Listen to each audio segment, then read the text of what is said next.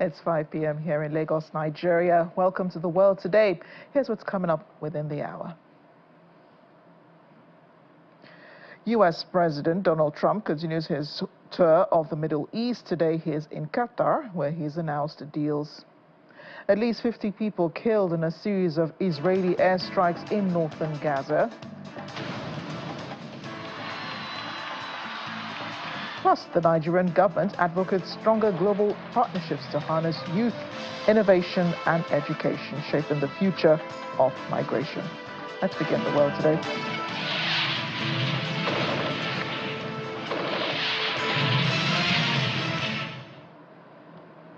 U.S. President Donald Trump continues his tour of the Middle East in Qatar, where he's announced a series of deals, including a $200 billion order for Boeing jets. Both sides signed a letter of intent on defense, with U.S. Defense Secretary Pete Hegseth signing the document. They also signed a joint declaration of cooperation. The Qatari Emir Tamim bin Hamad Al Thani described their meeting as great and said they discussed many issues, including the situation in the region. He says he believes that they're going to another level of relationship between Qatar and the United States. President Trump later said they discussed the world, the war in Ukraine and Iran, which he describes as an interesting situation. He described the deal on Boeing as the largest order of jets in the history of the company, and that there will be sort of an airfare to show the latest planes tomorrow.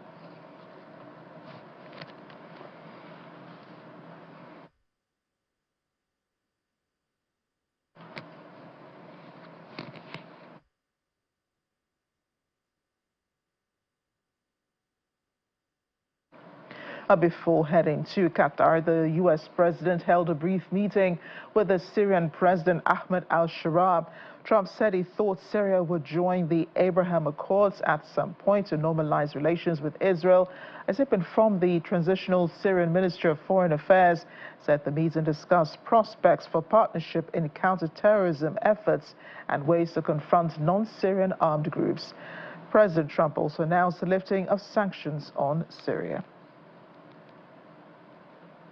A lot of things are happening. A lot of very positive things are happening on every front. With the support of leaders in this room, and they're great leaders, you are. We are currently exploring normalizing relations with Syria's new government, as you know, beginning with my meeting with President Ahmed al-Shara and Secretary Rubio's meeting with the Syrian foreign minister in Turkey after discussing the situation with Crown Prince Mohammed and President Erdogan of Turkey. I am also ordering the cessation of sanctions against Syria to give them a fresh start. It gives them a chance for greatness. The sanctions were really crippling, very powerful. And I spoke to Mohammed, and I spoke to our friend from Turkey, who we just spoke to also by phone now. But felt very strongly that this would give them a chance. It's not going to be easy anyway, so it gives them a good, strong chance. And it was my honor to do so. So we will be dropping all of the sanctions on Syria, which I think really is going to be a good thing.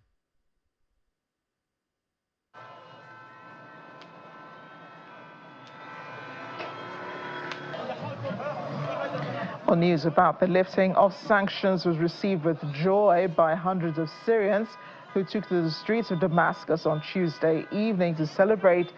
During his speech at the Saudi-US Invest Forum on Tuesday, President Trump announced the cessation of all U.S. sanctions on Syria, a move described as a radical shift in America's foreign policy towards Damascus.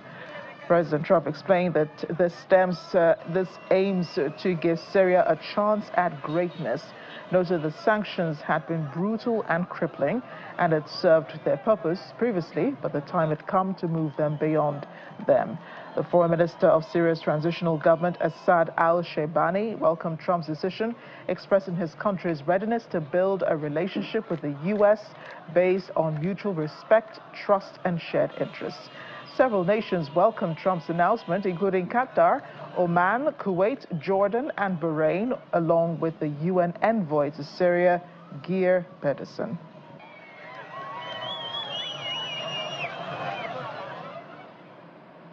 While in the Middle East, the U.S. president called Gulf leaders the envy of the world as he met with them at the Gulf Cooperation Council in Riyadh in Saudi Arabia.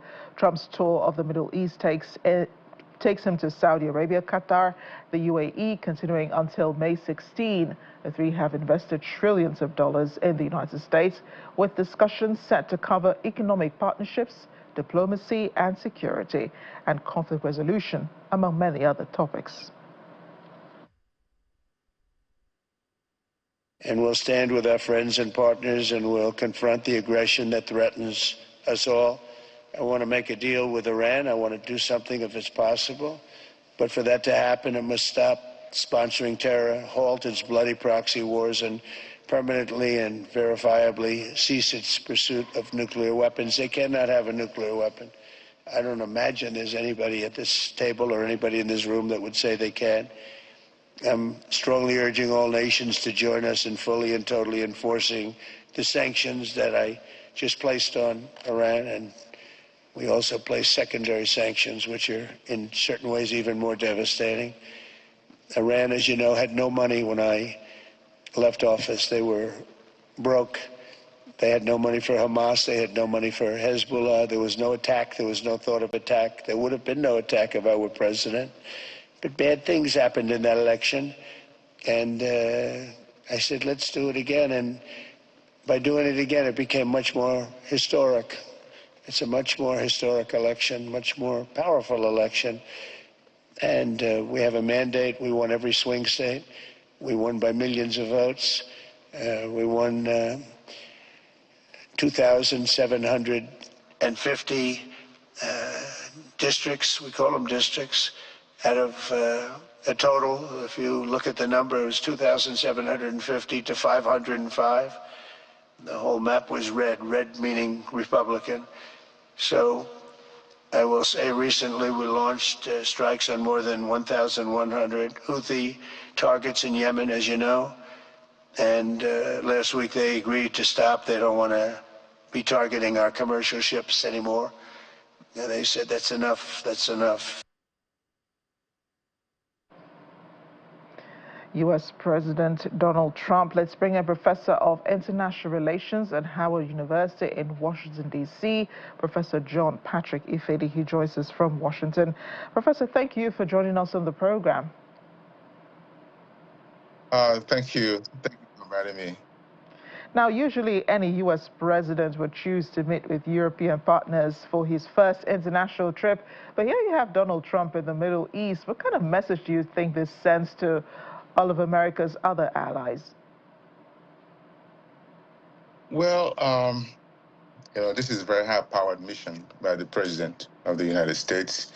That any time, as a chief diplomat, anytime the President decides to actually, go places by himself and not send anyone else, it does signify how important that region is. And, from time immemorial, especially after the establishment of the State of Israel, that the Middle East has become a major crossroads for international peace and security, which is very important to the United States. And the United States has very major friends there, especially in Saudi Arabia, which America has significant political, economic, and security relationship with.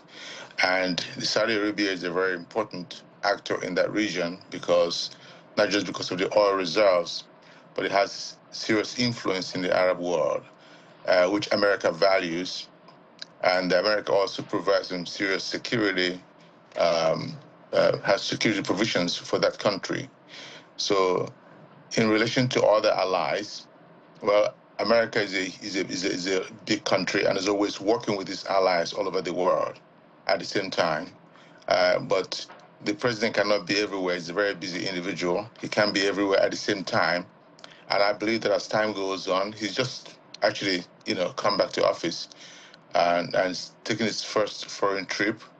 And I think it's important, and it should be appreciated that he headed straight to the Middle East because of the nature of the situation there, which starting from October 7th and the current situation between Israel and Hamas, of which the final peace settlements for that region will pivot on somehow on what Saudi Arabia believes or thinks, or their position that they're going to take, especially in light of the Abrahamic Accords, which is proceeding really very nicely until that unfortunate incident that triggered this current war. That is, I'm referring to October 7th. So I don't think the allies will not understand this. And like I said earlier, he's still going to do more foreign visits to other, countries of importance, especially, parts of Europe, even like I might imagine, probably even Asia as time goes on. This is 100 days and about 100+ days in office. So it's too early to begin to think that his visit to the Middle East somehow should worry his allies. Yeah, so he's headed to, well, he's been in Saudi Arabia. Today he's in Yeah. Qatar. He's headed to the UAE next. Yes. And he's not headed to Israel either, even though, you mentioned that, the region, of course, is important because of the war, the attacks that happened by Hamas on Israel. So Israel is not on the president's schedule. But you don't think this could have anything to do with that luxury gift he recently received from Qatar, the luxury jet, which is expected to replace Air Force One, and which the president is supposed to retire to his library towards the end of his tenure? Well, I dare say that I really do not think that any aircraft can replace Air Force One. And there are more Air Force Ones in line for this president that are actually on the pipeline to be delivered to him. Uh, foreign gifts, this is not a personal gift because, foreign gifts are actually prohibited by Article 1, Section 9 of the U.S. Constitution. It's not a personal gift. And also is also controlled by, Foreign Gifts and Decorations Act of 1966, passed by the Congress of the United States. But this is a very generous gift, and that one should not really pass by. And I'm, in a way, happy that he's not passing this by. But to actually get that aircraft ready for presidential use will cost a lot of money, probably even equivalent to the cost of the aircraft right now, because the aircraft has to be basically taken apart completely and retrofitted. With the Air Force One is a different kind of jet because it basically is a combination of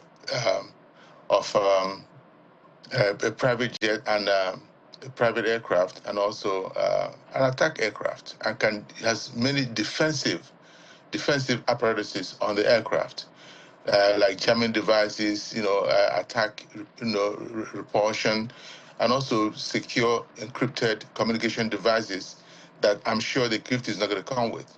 But the history of American relationship with different countries in the world comes with, these kinds of gifts.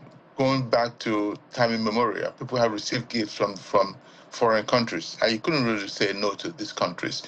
But the way it is used is clearly, delineated by the Office of the White House, gift unit, and this aircraft will probably go through maybe even up to 2 years of retrofitting before it can actually be flown by the president if he's going to use it. And who knows, but it might end up in his presidential library, so to say, which is traditional. This is really nothing new. The gift is a very generous gift. It's very expensive, but a gift is a gift. And it's going to be handled just the same way that other gifts are handled and managed by the United States government. This is a gift to the American people through the President of the United States. And that is, the way that most people will view this. It's not something that the President of the United States will take and use nilly-willy, in terms of as part of his office. Like Air Force One is basically a flying office. It's an airborne office, a command and control center also. So this aircraft doesn't come near to that. To get it to the status where it replicates an Air Force One would take quite some doing. And but this is raising eyebrow everywhere from standpoint of ethics. And It is. but people need not worry about this. It's not a very important development as such. Well, And there are laws guiding us it is process. important. You know why? Because the U.S. president did say, that he was receiving, this was a gift to him. In fact, he saw it as a personal gift to him, which is the reason why he accepted it. And I remember President Trump saying, he could be foolish and say, he wouldn't accept this gift, but then he could also be wise and say he'll accept this gift. And then, of course, it will be retired to his personal library, to the president's library, I beg your pardon. So to the president, he does see this, as a personal gift. And the reason also, why this is making headlines is because the president is in Qatar, surprisingly, where he's also signed a number of deals, just as he's done in Saudi Arabia. You don't think this could be an act of bribery? Perhaps the Qatari government is seeking some sort of favor from the U.S.? I really do not think so. Not to, because I think the president also mentioned that, when the president was speaking extemporaneously, and he might have said it's a personal gift, but it is not a personal gift. And I think he clarified that when he said that it is a gift to the people of the United States and it goes to the Department of Defense. That clarified that. And I don't think that the U.S. president can be bribed by any country to do any deals with them. He signed very, very, very important deals with these countries. For instance, they're purchasing quite a number of aircraft from Boeing Corporation. Good for America. Yeah. Good for Boeing Corporation, especially at the time when China was about to cancel or actually cancel the deals that it had with Boeing. And this has serious implications for jobs in the United States. And so this is what most presidents do. You travel with business leaders and give them the opportunity to sign major deals for your country. It goes without saying that this is going to happen, but it's not in any way. I don't think it can be considered any kind of bribe at all. I don't think so. And these deals could have gone on without the president actually being there. But to show up the diplomatic effort in that region and to show friends and allies in the region that the American people are with them, that's why he put his foot on the ground, shoes on the ground there, just to show that. And he's going to do that in many other countries around the world. And also, the president is making some deals, especially in connection to this tariff with many other countries. Vietnam, China, all the UK. He never went to the UK, but he made deals with the UK. But I will take exception to the idea that you could bribe the American president for one reason or the other. I don't. That's not my view. I don't think so.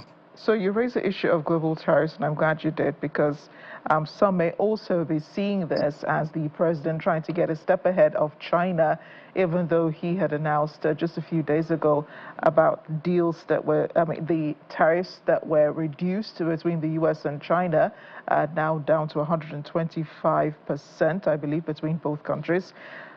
What do you think really is the, purpose behind, why he chose the Middle East? I know you said this before, that the president wants to put his foot on the ground, put his face on the ground because he considers this country is important. But what about the other aspects, the part where people really think that this could also be probably a slant on China, even though he says he's working towards a closer relationship with, the country? He's supposed to have a phone call conversation with the Chinese president, Xi Jinping, sometime this week, hopefully before the weekend.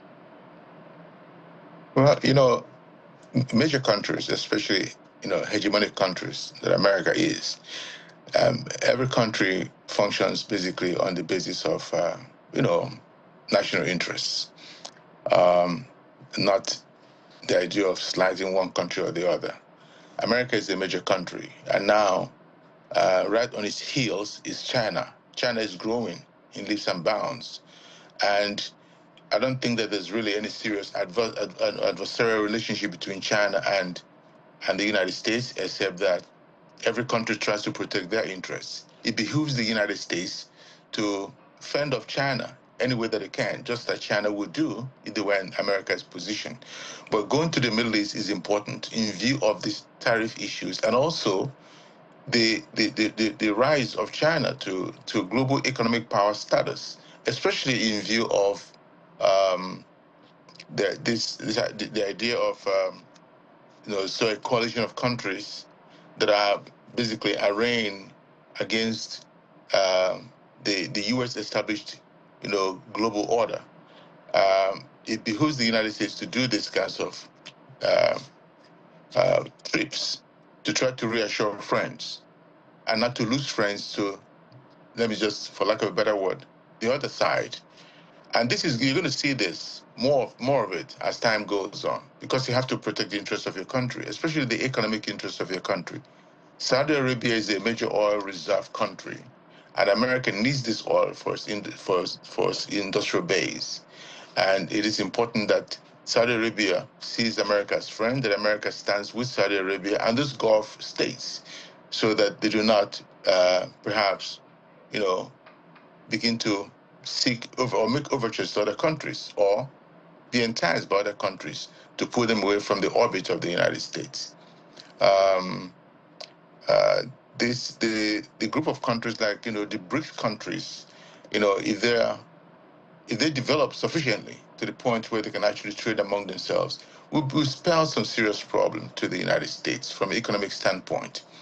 America is a very powerful country and will stay so to the foreseeable future, especially from a military standpoint. But the rise of these BRIC countries is a major challenge, and I think that the American president is doing the right thing by trying to to get ahead of the game and at least reassure friends in the region that he's with them in terms of security and economic protection, and also to make sure that the Middle East peace process continues, and probably bring more states in line with what is required to solve the Israeli-Palestinian problem once and for all. So, Right. So while he was there, he spoke about Iran. We did hear a clip of him saying that he does wish to have a relationship. U.S. wishes to have a relationship with Iran if it can stop its nuclear armament, nuclear development. He also announced the lifting of sanctions on Syria. These are all good things, I believe, coming to the ears of those who are listening, especially in the region. What do you make of the relationship between the U.S. President Donald Trump and the leaders of these countries? When he was talking about the Saudi Crown Prince yesterday, he said that he liked him. He liked him a lot. And again, I think he also had positive words to say about the Qatari emir as well. And I know he's headed to Dubai, the United Arab Emirates, where his son, one of his sons, is already making business deals ahead of his father's visit. What do you make of President Trump's relationship with these leaders? uh, you know, uh, quite a bit of diplomacy is based on personal relationship. Wonderful things happen for countries when heads of states get along and really like each other. It makes things very easy. And you have to consider it wonderful that President Trump likes, Bin Salman, and that he likes him too. It makes things easier for these two countries to get along, as well as other countries there. So when people have goodwill towards your country, uh, you make good to let them know that you appreciate them, and that makes for good diplomacy. So I can't fault that. As far as Iran is concerned, the Middle East is a very important crossroads in global security uh, domain. Now, you know, from its inception, the idea is to try to stem the development and of nuclear weapons in terms of proliferation. I can bet you if Iran develops and can deploy nuclear weapons, Saudi Arabia will have to do the same thing. And you get into a slippery slope where there are more nuclear weapons in the hands of many, many countries. And taking custody of nuclear weapons is a very serious business. It's not something you play with at all, because you're looking at something that can be contained within anyone's borders. Even here in the United States, we've had some nuclear mishaps, and for some reason, we just locked out. I went to school in North Dakota, and this is in a major nuclear base, and nuclear armed bombs have fallen out of aircrafts. There are mistakes that can be made. We saw Chernobyl in the Soviet Union, and such and false alarms relating to nuclear weapons. So you don't want nuclear weapons in the hands of, as many or many countries. You really want to contain it. Right. And SALT 1, SALT 2 has been about reducing the number of nuclear weapons that we have in the world in the hands of these countries. So I can understand why the president would not want Iran to develop a nuclear weapons, because it will lead to proliferation in the Middle East, and therefore proliferation will trigger the likely possibility of armed conflict, especially nuclear exchange, which would do no one any good. When it comes to nuclear weapons, everybody loses, including people who are not even involved in the conflict. So nuclear weapons in and of themselves are basically it's like making a war against oneself. So it's important that and the president also has mentioned that he would like to reach a deal with Iran that will forestall the idea of moving towards the full development of nuclear weapons. And so in line with the non-proliferation treaties, I think that is the right thing to do. Well, you do have to understand President Trump's diplomatic strategy and his way of going about things. Professor John Patrick Ifedi, thank you for speaking with us on The World Today. Thank you very much for inviting me. You've been very kind. Thank you. Welcome back to The World Today. The Indonesian hospital in Gaza say at least 50 Palestinians have been killed in a series of Israeli airstrikes in northern Gaza. According to a hospital authority, 22 children and 15 women were among the dead after a number of homes in Jabalia town and refugee camp were hit overnight. A video shared online appeared to show at least a dozen bodies on the floor there. The Israeli military said it was looking into the reports. It warned residents of Jabalia and neighboring areas to evacuate on Tuesday after a Palestinian armed group launched rockets into Israel. It came as the UN's humanitarian affairs chief urged members of the UN Security Council to take action to prevent genocide in Gaza. Meanwhile, families of Israeli hostages and their supporters have rallied outside the U.S. Embassy in Tel Aviv, urging President Donald Trump to help secure a ceasefire and a deal for the release of the remaining captives. Protesters marched from Habima Square to the U.S. Embassy with pictures of hostages, U.S. and Israeli flags, and placards reading, "President Trump, end the war, leave no hostage behind." Just among some of the placards that were being used in the protests. The rally took place just one day after Hamas released Israeli-American citizen Eden Alexander, and during Trump's visit to the Middle East, which started in Saudi Arabia, followed by Qatar and the United Arab Emirates. Protesters called directly on President Trump and his special envoy Steve Witkoff and Adam Warren to pressure Israeli Prime Minister Benjamin Netanyahu's government into accepting a permanent ceasefire and advancing with a hostage deal.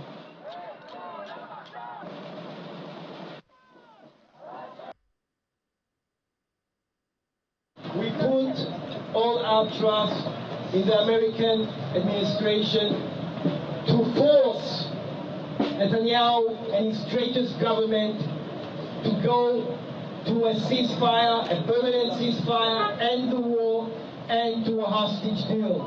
Please, don't give up on the hostages, and don't give up on the people of Israel. Yeah. We believe you can end this war and bring all the hostages back home. I want to address President Trump. Honorable President Trump and Special Envoy Witkoff, my name is Shai Moses. I will be forever grateful to you for the important role you played in the release of my uncle Gadi.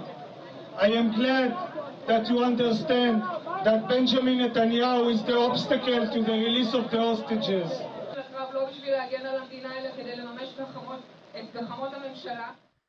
Meanwhile, diplomats at the United Nations Security Council meeting have reacted to Israeli plan for distributing aid to the Gaza Strip, accusing Israel of weaponizing aid to further its military objectives. Amongst them were ambassadors from Russia, China, Palestine, and the United States. It comes a day after Hamas handed over Israeli-American hostage Eden Alexander to representatives of the International Committee of the Red Cross, who then transferred him to the Israeli side of the border. Has proposed the so-called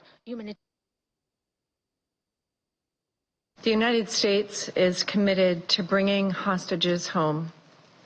We welcome that New Jersey resident Eden Alexander is finally returning home as a result of President Trump's efforts and Israel's military pressure on Hamas.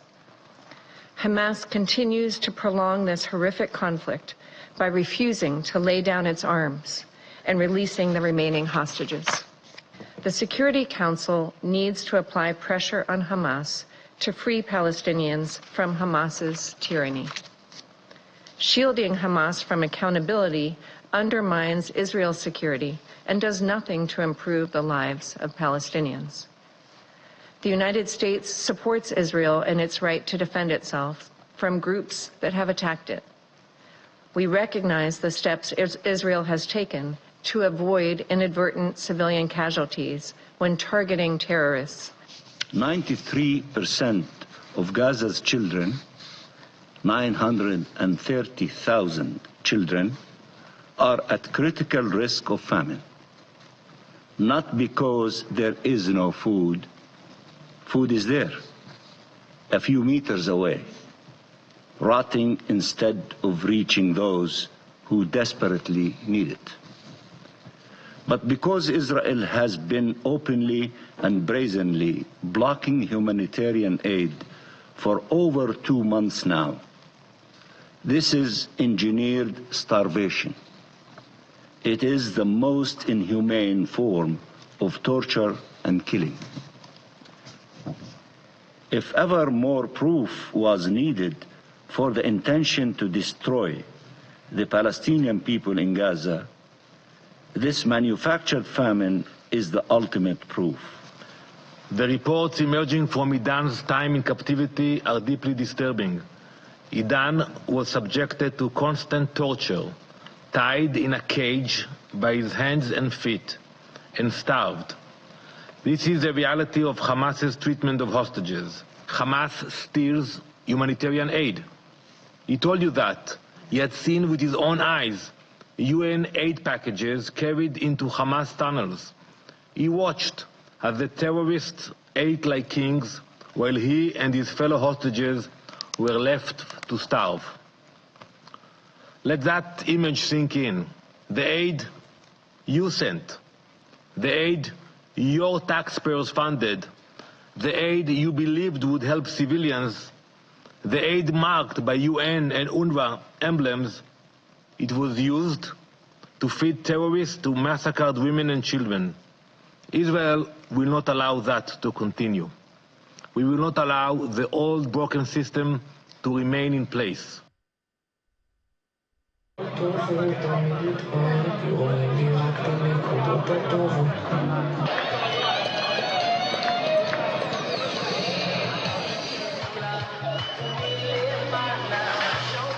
Meanwhile, there were pro-Israeli and pro-Palestinian protests outside the British Museum in London on Tuesday.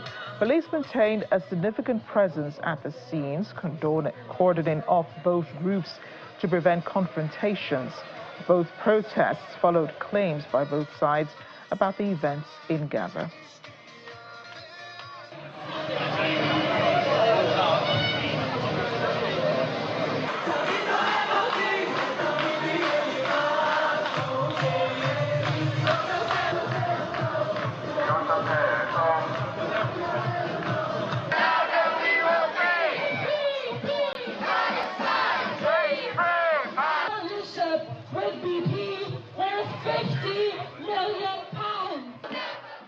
Human rights groups are warning of a surge in deaths of migrant construction workers in Saudi Arabia as it prepares to host the World Cup in 2034. Laborers are already dying from preventable workplace accidents in the country, according to Human Rights Watch and Fair Square, which have both published reports today. Many such deaths are wrongly classified as having occurred due to natural causes, and the families of workers are not compensated, according to the reports. Both groups have called on the Saudi authorities to ensure basic safety protections for the country's huge migrant workforce. Dozens of Ukrainians living in Poland say anti-Ukrainian sentiment has risen considerably in recent months. Many describe experiencing abuse on public transport, bullying in schools, and xenophobic material online while living as refugees in Poland. A polarizing presidential election campaign has added to the tension, with the first round of voting taking place on Sunday. Refugees speak of noticeable attitudes changing towards Ukrainians in other places, like at workplaces, adding that it's frightening to live there now. According to government statistics, at least 2.5 million Ukrainians living in Poland, comprising almost 7% of the total population of Poland. When the full-scale invasion of Ukraine began in February of 2022, there was an outpouring of compassion from Poles. 3 years later, analysts believe the majority of Poles still support Ukraine, but some do not with the upsurge of anti-Ukrainian online abuse that began several months ago. European leaders, including the new German Chancellor Friedrich Merz, have continued to put pressure on Russia to agree to a ceasefire with Ukraine ahead of planned talks in Turkey. The German government reminded Moscow that any failure to join the ceasefire offered by Ukraine would bring further sanctions on Russia. Let's get more now from Deutsche Welle's Thomas Sparrow, who joins us now from Berlin. Thomas, great to see you. How confident are Germany and other European countries that these proposed peace talks could yield results? Germany and other European countries are skeptical. They see this as a potential first step in the right direction to stop the war in Ukraine. However, from the German perspective, from the European perspective, a ceasefire should come before talks and not necessarily after talks. And that's the reason why European leaders, and that includes also new German Chancellor Friedrich Merz, have been putting pressure on Russia to agree to this idea of a 30-day ceasefire with Ukraine as a precondition for further talks that could then be the base for discussing what peace would look like in Ukraine.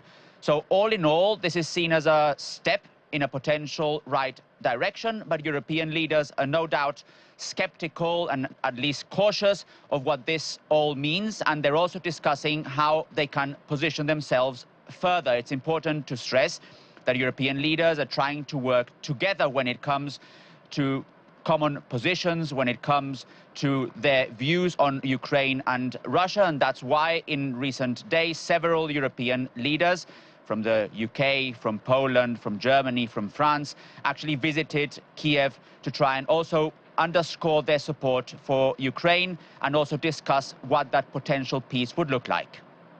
Thomas, Germany now has a new government. How big of an issue is this with the Ukraine war for new Chancellor Friedrich Merz? The war is indeed a very big issue here in Germany, and specifically for the new government under Friedrich Merz, and that has several reasons. One, obviously, being the fact that Germany has supported Ukraine from the start of the war. Germany, as many other European countries, believe that borders should not be moved by force, and as such, they have strengthened step by step their support of Ukraine. But there's another element which is important from the German perspective, namely that Germany has welcomed a large number of Ukrainian refugees since the war in Ukraine began, and that has meant that here in Germany, the debate about the war in Ukraine, the debate about how to end the war in Ukraine is one that has a lot of relevance. And that's why it's also been taken very seriously by the new German government. And that's why, as one of the first measures put in place after that new government came into power only a few days ago, was that visit by European leaders, including Friedrich Merz, to Ukraine. Finally, Thomas, how do Europeans view these proposed talks and more broadly the military and political support to Ukraine? This political and military support for Ukraine is very probably going to continue, especially as there is no sense that the war could end anytime soon. As I stressed, it is seen as a first step, these potential talks, but European leaders would certainly want this ceasefire to come before potential talks, and that means that political and military support for Ukraine would probably continue. And in fact, again, from a German perspective, Germany has increased its military spending, and part of the promises by the new German government is to continue to do that, not only obviously for support to Ukraine, also to support Germany's own military forces, but political and military support to Ukraine is a priority that very probably will continue from a German and from a European standpoint. Thomas, thanks again for speaking with us. Well, moving to other parts of the world now, former Uruguayan President Jose Mujica, also known as Pepe, has died. He was just 89 years old. The ex-guerrilla who governed Uruguay from 2010 to 2015 was known as the world's poorest president because of his modest lifestyle. Current President Yamandu Orsi announced his predecessor's death on X, saying, "Thank you for everything you gave us and for your deep love for your people." The politician's cause of death is not known, but he suffered esophageal cancer.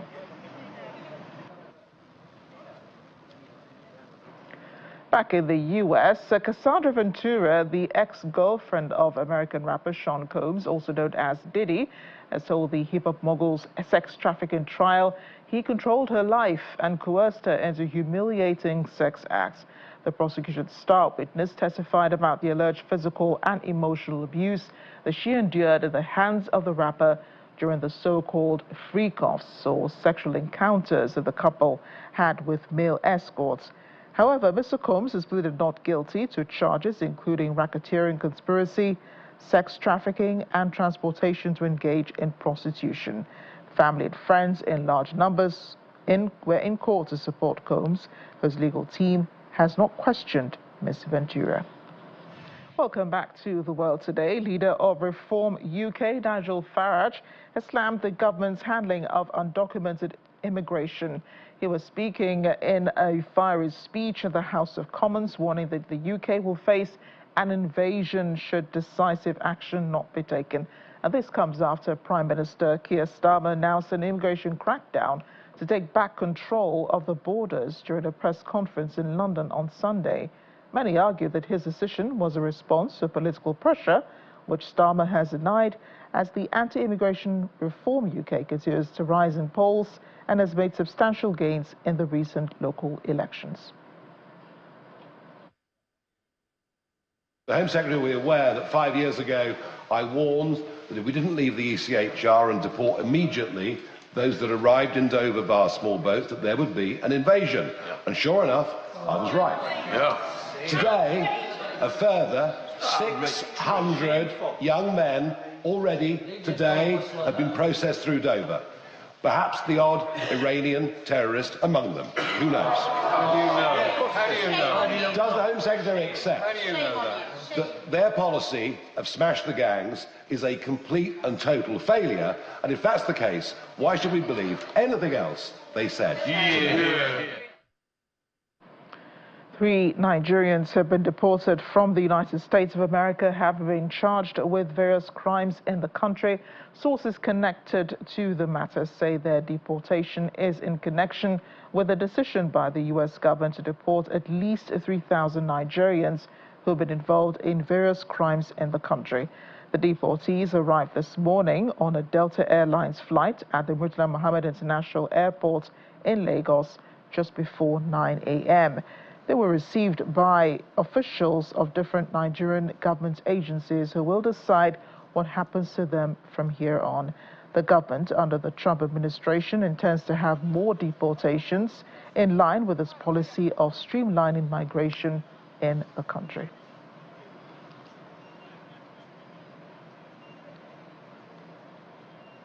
Meanwhile, the Nigerian government is advocating stronger global partnerships to harness youth, innovation and education in shaping the future of migration. The Minister of Humanitarian Affairs and Poverty Reduction, Professor Nentwawe Yilwada, made the call at the Euro-Africa Dialogue on Migration in Abuja, where he represented the president.